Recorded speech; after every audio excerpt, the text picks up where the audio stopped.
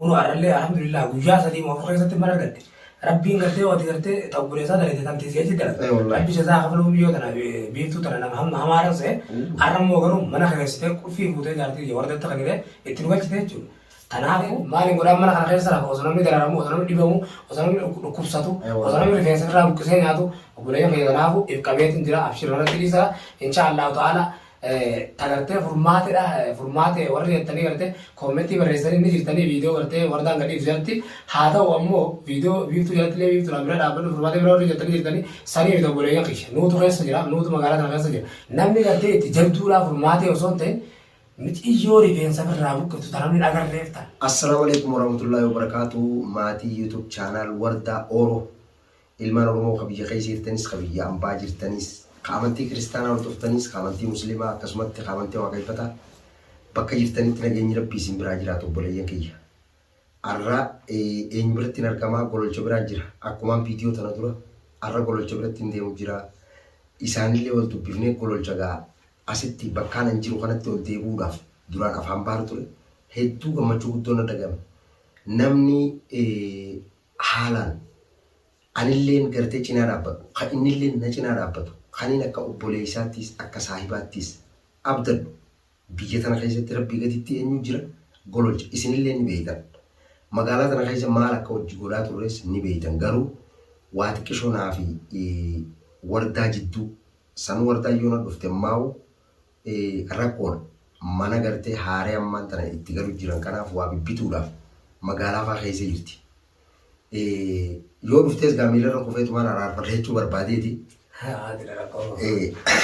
Gololcha gaa na biraa deeme eega deeme anis rakkoo hamtuu keessaan bu'e ammoo bilbilaan takkaa innillee na jalaa nafne anuma iyyaafata mala naaf dhawa akkasuma jinni irra dhufnaan anis gaa dirqama isa barbaadeetiin rakkoo manarra jirtu tanaa fi wooma as keessaa isin gartee abaluu kasii abaluu jettanii isin dubbattan kanaa jechaa'u yoo isaa wajjin jiran waa hedduu godhuu dandeenya jeetiin akkasitti itti bilbilaan aboo anillee gartee amma dura qubanne manaan akka barbaadu jira kanaa fi kana hoottuu na bira dirqama jee gaa itti dhufe jechuudha. Maaliif inninis namni bakka takka oguu qubate namni maatiidha namni ilmaan qabu namni haadha manaatii wajjin jiru hedduu yoo qubatin nama bira dhaquufillee waa dubbachuufillee ni ulfaata jechuudha. Kanaafin anummaan isa biratti argame jechuu barbaadeeti silaa akka dhufe na bira dhufa ture.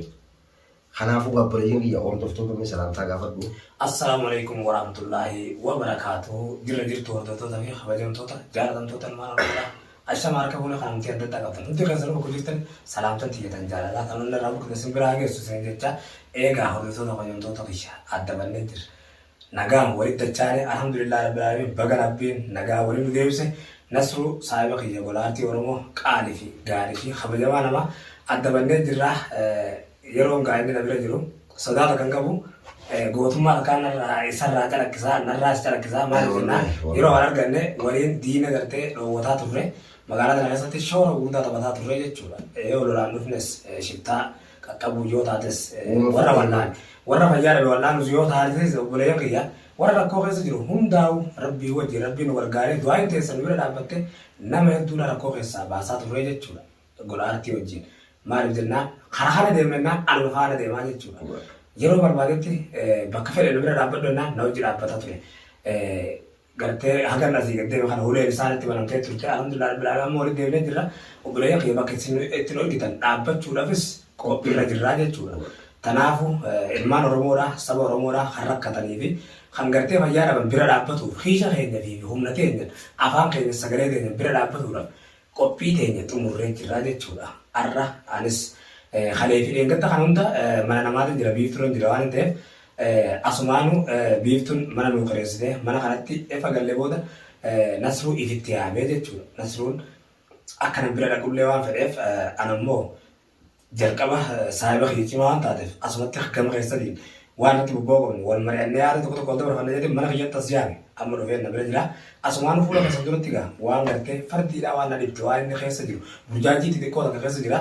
Isiisan qoradheetiin waan inni keessa jiru adda baafannee walumaanu kan irratti bobbaanu ta'a obboleeyyan kiyya nu faana turaan affeerra keenya asumaanu meeme nasruu keenya waliin jiraatu barbaadu.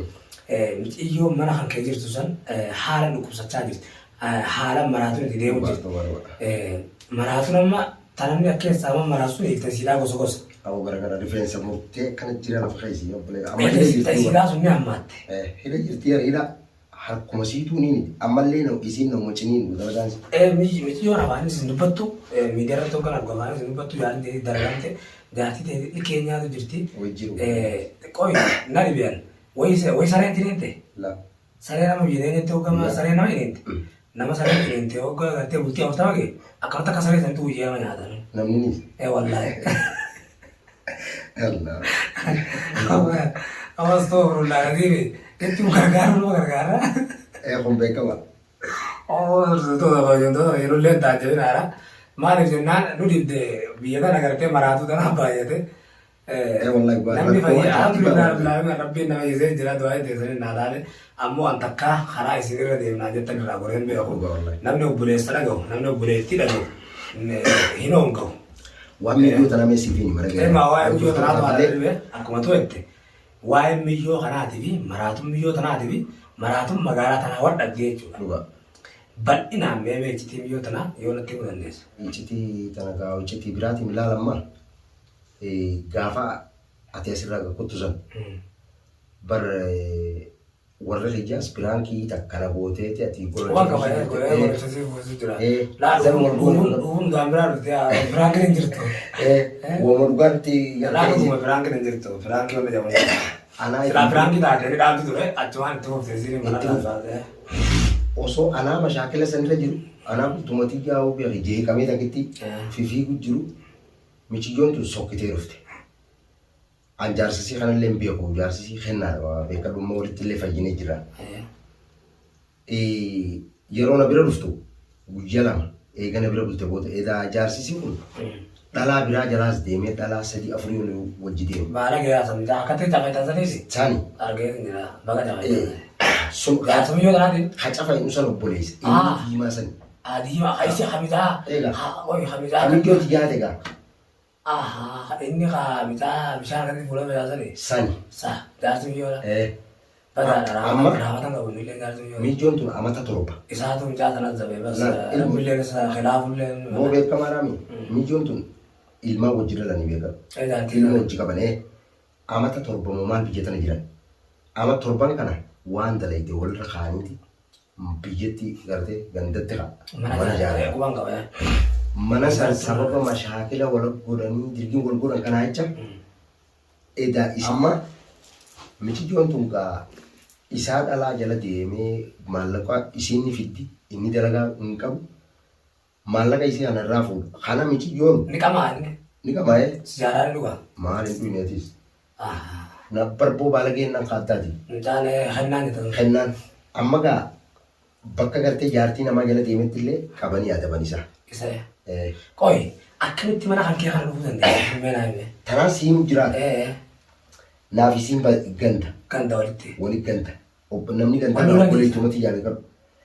Sababa ini malah kayak isi karena nyateti.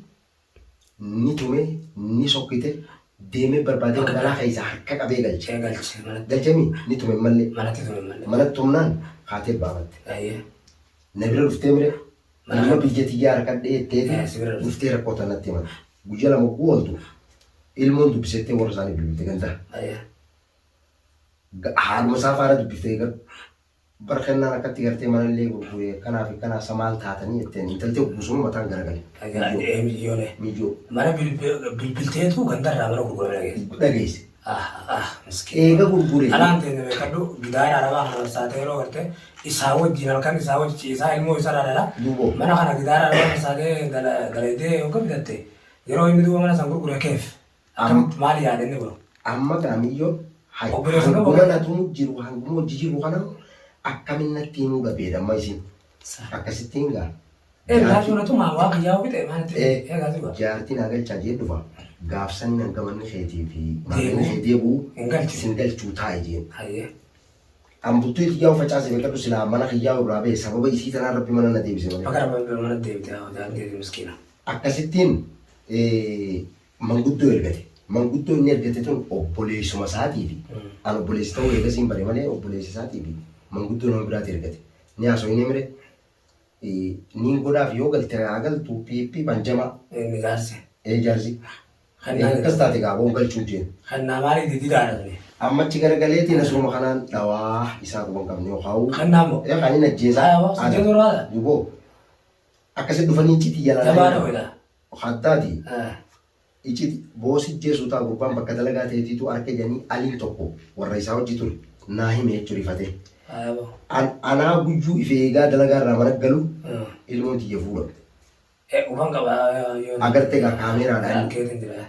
akka heetii Akkasitti sibiil alhamdulillahi akka heetii ilmoo san baase eegaan kaameeraan san baase booda bilbila naa godhe viidiyoo mareenni eegunoon na biratti waan feetan fida amma wulii isa barbaada. Efa argamte. Efa wulii qaariyaa kana ganta sandai baafate ganta sandai baafate itti bu'ee kannaa kun ilmoo tii fudhatee mudee kannaa fuudhee deema maal irraa barbaadanii mudanii mijooti jaboo guyyaa iidaatiin huccuu iidaan uffannee uffanne kuban qabase kuban qabaa miti booti maraatanii jiran maraatanii fayyadamee akkasi gaaboodarra obboleessa isaanis manguddichummaan dhufe sanuu obboleessaa ta'u mijoon addanaa baafte. Ayyaa. Jaartummaa isaa ta'u barjarri ol firaa akkana hin jenne isuma sanii qabaanis deemeetiin gaa isa qabee ol darbeenis mana obboleessaa wulii ulee niilee hedduu ciqneena hanga tokko alaamata godheef obboleessa kiyya qabeeyeen miidiyaa gubbaa akkasiis jujee guyyaa kan akkasittiin firraa gartee gurbaa haadha'ee dhiigaas mul'isee laali jeen mujrimoota qopheeffateetuma naa mana hin jirre beekadu maalla inni kattabatuun maallaqa isiin daleedu. Maallaqa isiin daleedu. Warri kate mujrima aminni guutu maallaqa. Guutu maallaqa baankii hawulee fiiti jira. Achirraa fudhatan. Akkasitti gaa ilmooti keessan fideetuma ulaana dayyeen ogguulaana dhoytu. Haati ilmoo ceetee mire mucaa saayibaa kana gargaaru haqee eeggate. Kana fuudhanii dhufan jechuudha dhamnaan. Shiftoonni. Ilmoo ta'in. Ilmooti jedhee bitee mire amma gaawulii beekta dhugaa eega ilmooti jedhee biteenis alii sana akkamittiin baasaa mucaan bira dhaabbata. Amma dhaggeeffadhoo si gaafadha asirratti. Alhamdulillah rabbil alamin. Nuti yoo deetti rabbi sii galche. Nasroo fayyadu. Alhamdulillah rabbil alamin. Ijoollee sanis irraa hafalattee miti. Wayi waati si hafani. Amma wanni hafi hin jirtu. Amma kana maaliif hin jarmeedha. Akka jecha Oromoon aanan gajjige hambara qabatanii jira. Wanni yeroon akkanas hin jiru waan daleetu keessatti geeddi maaliif boontaa jennaani nasaanata kiyyeen boonaa jedhe. Waan daleetu keessatti xeeruma yaadii jedhe sharrii yoo jennaan abbuma eeggatti jedhe. Maaliif jedhe kagartee immoo tante azabati arra jaartiin isaa azabamu jirti. Naafete immoo garuu akkuma kaleessa xeerii yaadaa turre. Akkuma gartee xeerii dalagataa turre ajiri dalagataa turre sirriitti arrallee ajiri dalagatu qabna. Maaliif jennaan ilmuma namaa ta'ee nama gartee namaa yaadu nama namaaf rakkatu nama ta'ee fi dhiisee namaa dalagu rabbiitu ta'e isaa dalaga. Alhamdulillah rabbil alamin akkanuma gaanutullee anillee asii gad deeme haga fedhallee deeme hunu arrallee alhamdulillah guyyaa sadii moo afur keessatti mana argadde. Rabbiin gartee wati gartee ta'ubbuleessaa dalagde kan teessee achi dalaga. Rabbi isaa hafaluu biyyoo tana biiftuu tana nama hamma hamaadhaan se'e arrammoo garuu mana keessatee qulfii fuutee jaartii wardatta kan jedhee itti nu galchite jechuudha. Kanaafuu naafee tokko akkana siin jiru xeerii dalaguu qabna. Xeerii nu dalagda beeda yoo waa jiraatan kennaa sanillee itti qaqqabne yoo biccitii wayii jiraatte akkaataa bicciyoo sun itti fayyuu qabdu akkaataa maaliif jennaan namni gartee kadhibamurra kanama dhibamsiisu ture dhibama. Kanama dhibamurra. Eeywa amma jaartan teessan miidiyaa irratti hoggaan laale viidiyoo akka bartanii gadhiitan hoggaan laale. Rafaan jirtu boo. Namni boba'uu jira du'aa isin godhu jira koomentii nan laala haa ta'u immoo isin garuu yeroo isin ilkeetiin hintu yeroo isin akka tonni gootu yeroo isin mataa fi buqqitee irratti darbitu rifeensi kan xabirraa jira sirriidhaa miti akkasuma. Maaliif furmaata barbaadu qabaachuun nama dhibdee nama nyaachisu namni dirqama yoo ni harka namaati wanni kun haa ta'u taates sanaan silaa baddee alhamdulillah rabbil alamin rabbumaatu nu eega warra gartee sanaa tolchu rabbi naa godhu ammoo hiccitii tanan sirraa baruu barbaada hiccitii tana naa baasi. Akkamitti yoo fayyuu dandeessus qabeenya isiitu yoo tan fayyisaa qabeenya isiitu fayyisa yoo ta'e qabeenya isiidhaa dhaallee barbaannee deebisu. Nuti yoo namaa waatti godhe yoo namaa waatti godhe taate yoo tana barbaannee namatti waa godhe sana qabnee baasu karaa seeraa dhiyeessu. Sigalee manguddummaa yoo qabu gaaf manguddummaan fixu Oromollee riiba kunne. Obboleessa jalaa dhugan si manas ruuqe Oromollee riiba dhabde. Silaa viidiyoon akka isin keessatti yeroo hundi baramte. Wallahi addunyaa tanaa wali badanaa siima. Laa seenadha laa viidiyoo maramuun seenadha. Viidiyoo maramuun tolchitan. Tarusitan illee mara godhan maaliif beektaa seenadha. Namtichi irra waan akkanaa dalage kun namtichi irra gartee xeerii namaa dalage kun seenan gartee ni haati. Abbaantu seenan hin duutu. Si galee tanaafu namni amma namni irra sirrii dalageesi viidiyoo irra barante sun abaluu nama akkana godheen gaafa biyyatti galle biyyoon tun nama qabdi namarraa irratti qabdi gosa qabdi ni baatii jechuudha. Si galee namni kun mujjirma akkanaa ta'u namni kun nama garaa jabaatu akkanaa ta'u haadha teessu viidiyoo maramte sirriidha. Viidiyoo yeroo maramtu gama biraatiin namni garaa laafu isiin gargaara. Namni gartee rabbiin dhaga'uuf du'aa inni godhadhan ibaadaa qabu fuula rabbii isaa dhaabbatee du'aa godhatee tanaafu viidiyoo maramuun dirqama baga maramte sanaadha viidiyoo maraa gadhiisaa viidiyoo tanaafu furmaanni maal jettame gama kan keeti waan gartee yaada gabaabaa tokko kan irratti bobbaalee ilmaan oromoo kan magaalaa tana keessa jiru keessa namni xilaataan kabajiyaan kennuma sanii taakaji. Jaarsisiidha. Oobsiidha. Bar jaarsisiidha miti yoo bar jaartii maraatti. Amma walitti fayyidan. Amma sanni isa walitti fayyidan. No sanamma kan naara wajjin naatu waan haasoo beeka. Najjaama. Walummaan hin juufu barbaade wayin siima. Amma duraatti ilaanii isa jakannaami. Inni sullee beeka viidiyoo. Walitti naraaramne. Viidiyoo garta kaa miilarra na kufee. Eeywa nan argaa. Eeywa nan argaa. Khalaas garatti nan bifatinga. Sin beeka duraani. Garaa qabu. Khalaas. Annu fayyaa beekadhu rabbi jecha fayyita. Amluun fayyuu baaddees wanni hin godhu jirtu eega namni tokko dhiifama siin jee. Namni dhiifama bira dabarre waa namaa siin isaa baramaa ta'uu seente. Eeganni dhiifama jee nama biraatiin lafaa ka'ee jira obboleessa isaas kan gaafattoo qabe santu osoo innillee taa'ii aboona suu kana taa'itti balleessine jaartiin isa sanillee osoo narra kadhattu nadhaatataa kennuma sattuu dhaatataa. Dhaggeeffadhu laal. Kan obboleessa kannaadhaa akkasitti dhaatatu san dhiisi. Anaafisiitu akka goonuu ni beekna san. Yoo humna barbaade humnaan yoo seera barbaade seeraan. Laa humnaan ifiraatiin orguu danda'e humnaan ifiraatiin orgu. Waan itti balleessite ni gaafanna san. Itti amma kan deemaa jechaa jirru roorroo itti dhiibnu. Sanii miti miciyoo tan akkaataa isiin itti fayyitu. Akkatti isiin miciyoo tana jaajante dararamu jirti mana keessatti illee dararamu jirta. Mana arabaa keessa gartanii harka isaa beekatti ni hiiti miciyyoon tuni akkamitti miciyyoon tun fayyuu qabdi. Amma gaatana waan goonu an malaan dhuguma sitti. Anaaf kennaa wal fayyadami. Kennaa sanillee ittiin maatillee bilbila siif kennaa. Akkasini. Bilbilee mana kiyyaa Ana gololchaa bakka kanaattiin seegaa inni asoo beekaa. Bakka kanaattiin seegaa hojjettee guunni si dhufe mana fiddeemi. Rakkoo naaf isee iddoo turte taakka jira. Miijoon tun akkamirratti kan wallaalamtu. Ati jaarsa. Qabeenya san deebisuu taati. Miijoon tun qabeenya kana moo ni beekaa barinni.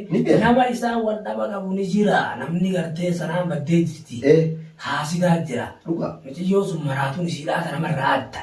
Teenyarra viidiyoo teenyallee laal teenyarraa adda. Bo'aan attaati. Nuti bar sheerumti qaraananii waa fayyade. Adda ta'e isiidhaa. Miijoon isiidhaa rifeensa irraa aramti. Ni nyaatti bara rifeensa bara viidiyoo inni qaanfanne malee. Intalti rifeensa nyaata intalti rifeensa katti buqqistee lafa darbitu. Maal gootame? Intalti haadina miidhaa takkatti rifeensa qullaa akkanettu maraatte huccullee biraa baasu malee maal ta'e? Maktoo fi kanaafuu albiidhaa obboleettuu jedhanii jira. Asumaan gartee haasalee dheeressuun waan qabu yeroo illee bittoo ofuun waan qabu yeroo gabaabduu keessatti gartee kennaa dubbiseetiin kennaa sayyaamee hojii waan barbaada. Anamma gabaabduu isuma sani. Kanaaf galatoome. Anaaf isallee dhagee. Mana keessatti dhuftee laawaa kanaa hojii maalatu waan kan guyyaa isaa hojii haasooyite. Guyyaa isaa hojii haasooyite. Anallee yaami. Wani siima. Anallee yaami. Innillee ni jiraami. Anillee beekadhumma silaa gunsi biraa deeme. Eesani karaan deemuu qabu maaliif nuti ijoon? Laa saa muteera baatee dhufta. Kennaa sayyaamtee waliin illee as ta'e. Yoontaan kennaa fideetuma kennaa wajjin maradhee. Natti dhufa. Khalaas. Khalaas adira kongo. Khalaas galatoome tanaafu egaa buleen kiyya nurratti dhiisan kiyyoo san gartee dala deemnee wal'aannaa inshaallah ta'ala hara fayyisu rabbi nuti immoo gahee keenya ni ba'anna isin cinqabinaadha du'aayii qofa godhaadha nuufillee du'aayii godhaadha rabbi nu bira haa jiraatu. Nama gartee ajrii dalagu nama gartee namaaf gartee yaadu rabbiitu yaada fi tanaafu mana khalaas alhamdulillah rabbil alamin mana khireeffadhee jira mana biiftuu naa khireesse isiinuu ilmoo namaati mana kana khireessee nagarchite anilleen maalin godhaan mana kana keessa lafa osoo namni dararamu osoo namni dhibamu osoo namni dhukkubsatu osoo namni rifeensa irraa buqqisee nyaatu obboleeyyan keenya tanaafu if qabeetiin jira abshir irratti dhiisa inshaallahu ta'ala tagartee furmaate warri jettanii gartee koomentii barreessanii ni jirtanii viidiyoo gartee wardaan gadhiif jirti haa ta'u ammoo viidiyoo biiftuu jalatilee biiftuudhaan bira dhaabbannu furmaate bira warri jettanii jirtanii sanii fi obboleeyyan qishe nuutu keessa jira nuutu magaalaa kana keessa jira namni gartee itti jabduudhaa furmaate osoo hin ta'in mixiyyoo rifeensa birraa buqqatu tanamni agarreef tana namallee qabdu. Kanaafu nuratti dhiisara inshaallahu ta'ala yeroo tana finne yoo ta'u furmaatedha biraa dhaqqabne cinaadha ni goona karaa hundaanuu karaa harki nu dhaqqabne ta'e. Dandeenya nama bilbilee namatti ergina. Nama karaa hundaanuu nama ni goggoona kanaafu nagaan nu jiraadha asii jenna ta'aa nu godha haga gartee kennaa yaame mana kiyya kanatti waan gartee iccitii isaa wajjii maradhee as baasutti nagaan nu jiraadha asii jenna assalaamu alaikum warahmatullahi wabarakatuh.